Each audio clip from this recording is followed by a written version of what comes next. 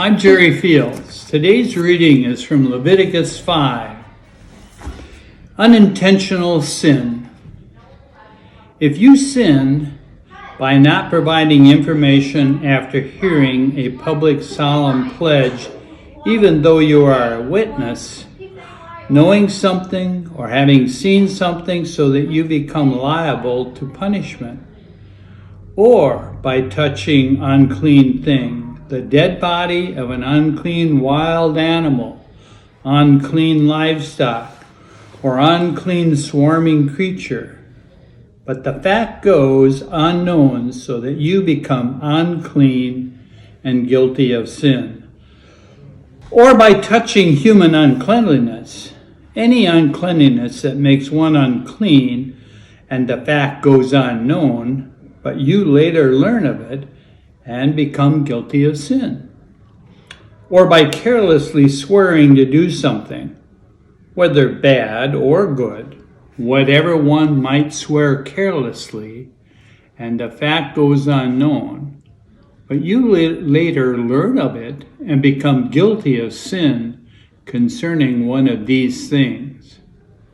At that point, when you have become guilty of sin in one of these ways, you must confess how you have sinned and bring to the Lord as compensation for the sin that was committed a female from the flock, either a sheep or a goat, as a purification offering.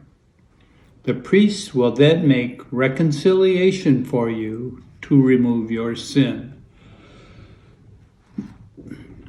Alternative offerings. If you can't afford an animal from the flock, you can bring to the Lord as compensation for your sin 2 doves or 2 pigeons. One is a purification offering and the other is an entirely burned offering. You will bring them to the priest, who will first present the one for the purification offering. He will pinch off its head at the back of its neck without splitting it. Then he will sprinkle some of the blood of the purification offering on the side of the altar. The rest of the blood will be drained out at the base of the altar. It is a purification offering. Then, with the second bird, the priest will perform an entirely burned offering according to the regulation. In this way, the priest will make reconciliation for you because of the sin you committed, and you will be forgiven. If you cannot afford 2 doves or 2 pigeons, you can bring as an offering for your sin 1/10 of an ephah of choice flour as a purification offering. You must not put any oil on it, nor any frankincense, because it is a purification offering.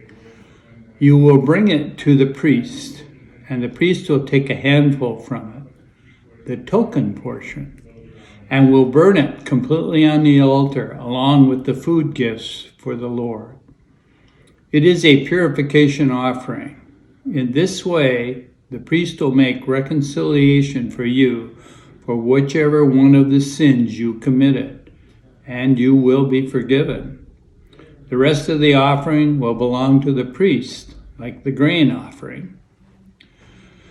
The compensation offering. The Lord said to Moses, "Whenever you commit wrongdoing, unintentionally sinning against any of the Lord's holy things, you must bring to the Lord as your compensation a flawless ram from the flock. Its value calculated in silver shekels, according to the sanctuary shekel, as a compensation offering. You will make amends for the way you have sinned against the holy thing. You will add 1/5 to its value and give it to the priest. Then the priest will make reconciliation for you with the ram for the compensation offering, and you will be forgiven. If you sin by breaking any of the Lord's commands, but without realizing it, doing something that shouldn't be done, and then become guilty and liable to punishment, you must bring a flawless ram from the flock at the standard value as a compensation offering to the priest. The priest will make reconciliation for you for the unintentional fault that you committed, even though you didn't realize it, and you will be forgiven. It is a compensation offering. You have definitely become guilty before the Lord. This ends the chapter.